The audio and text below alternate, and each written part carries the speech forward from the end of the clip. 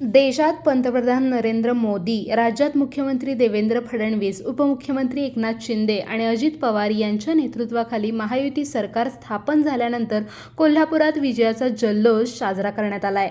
महायुतीच्या स्पष्ट बहुमतानंतर शिवालय संपर्क कार्यालयाजवळ शिवसैनिकांनी जल्लोष केला.